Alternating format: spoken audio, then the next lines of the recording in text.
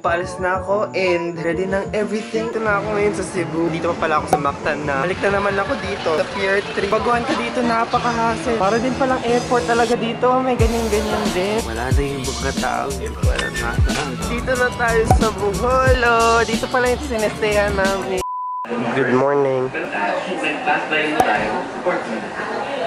Good morning. Punta kami ngayon sa dulo ng baybaying ito kasi pupunta kami ng mag-island hopping kami with my family, my mom, and my aunties. Wala akong boses ngayon. Meron kasing pagmamay-aring boat, hindi ko alam yung sinestehan namin. So yun yung sasakyan namin. Sobrang init. Hindi ko alam saan yung bangkang aming sasakyan. Pero nandito na kami sa dulo. Yun na yung sasakyan namin. Malaking bangka. Galit lang are. Oops. Mama.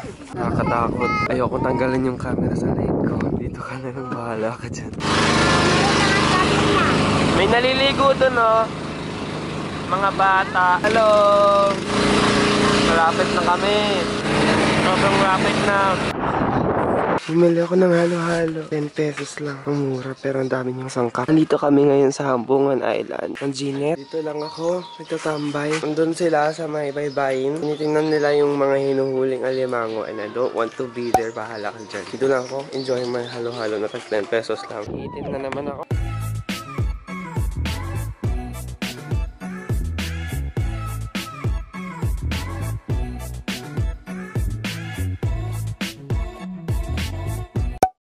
Yeah. Wait, magaling ka lang. Magaling ka lang. Magaling ba? Diyan na lang ka. Diyan na lang ka. Diyan na lang ka.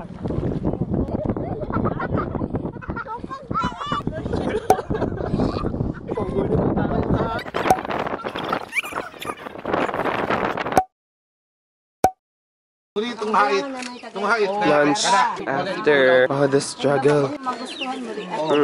That and that. Ay, hindi nag-itim ang aking ngipin. Tsaka lips. Hindi ako satisfied. Diyos ko, napaka... Ang ganda na experience namin kanina. Parang life or death situation. Hindi namin in-expect ganun pala yung current ng ano. Nagpaguyod kami sa bangka. Tapos sobrang lalim. Yung sinakyan namin bangka andon. Tapos nagpaguyod kami. Ang layo-layo mga siguro dito hanggang doon sa malayo. Tapos ko ang sakit sa kamay. Dalam, dira? Dalam, just kami to see.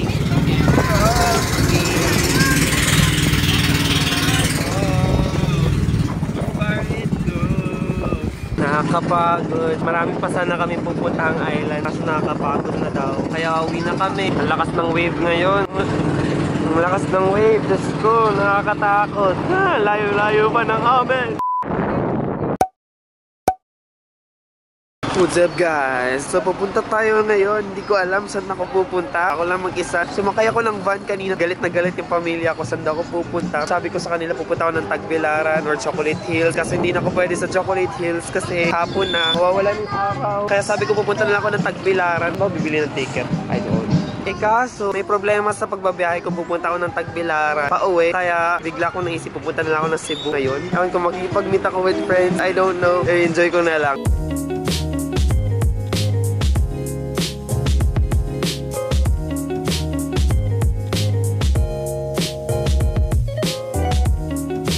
Ayan na ang barko. Bilisan na natin. Nakakapagod tong ginagawa ko. Ano? Ito na ako sa barko. Premium camera yung pinili ko. Para lang naman pala sa business class. Mas nakatipid pa ako nito. Para lang kanina pa bumabiyahe. Hindi pa kami nakakarating. Hindi lang pala bagay sa akin ito. Sinuot ko ngayon. What the fuck is this? Hey guys, dis ko nahihiya ako. Andito ako ngayon sa Cebu. Andito ako ngayon sa SM City, Cebu. Supposedly pupunta kami ng SM Seaside. Kulang sa oras, 8:20 na. Tapos 1 hour pa yung biyahe. So, hindi ko na maaabutan. Baka mag-close ng SM Seaside. Nag-iikot-ikot lang ako dito. Dinidiscover ko yung SM City Cebu. Dito tayo sa may Kemerot. Ewan ko anong tawag dito. Shit. Ang ganda. May nakita akong YouTuber dito, vlogger show. Si Jan. Hi, kaway-kaway. Magiging tour guide ko ngayon. Di namin alam saan kami pupunta. Pero parang napag-desisyonan namin pupunta na lang kami ng IT Park. Yes! Amazing. Sharing is loving. Ang dilim. So, papunta po kami ngayon ng Mango Avenue. Hindi na naman namin alam saan pupunta. Hindi na naman namin alam saan sasakay. Wala, ang galing. Nakaka-amaze dito. Ang daming nag-yosi anywhere. Nakaka-amaze. Pwede mag-yosi anywhere.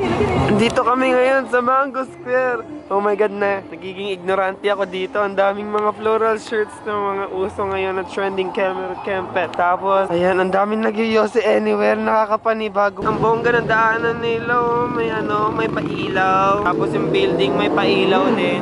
Ay, drag race.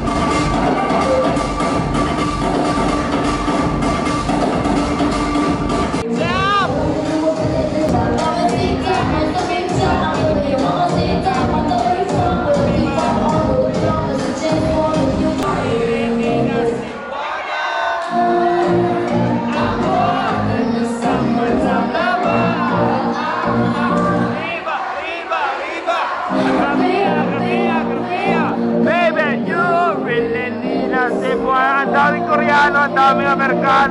Deka, bebe, tawa. Bongga ng 7-Eleven nila, may restroom. Sa Davao, wala. Uy, sana may ganito sa Davao. Meron silang angkas. Angkas up. Amazing! From that city place, nandito na ako ngayon sa Cabanas. May kaibigan din ako dito. Oh my God, ang boses ko ay parang lasing na. Hindi ko alam. Bye-bye.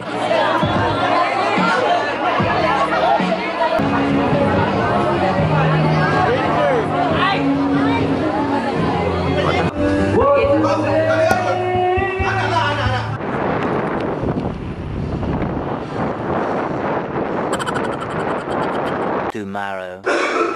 Walang ligo.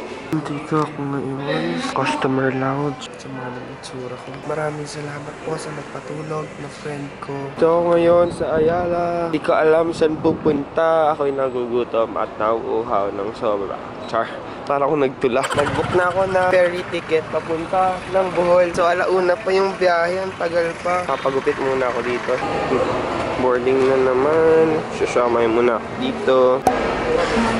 Itsura ko.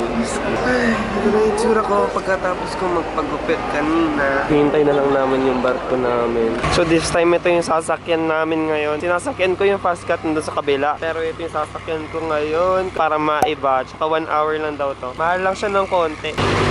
Parang nasa airplane. Uy, underground. Galing. Parang bus lang. Eventually. Dito na ulit ako sa Bohol. Uy.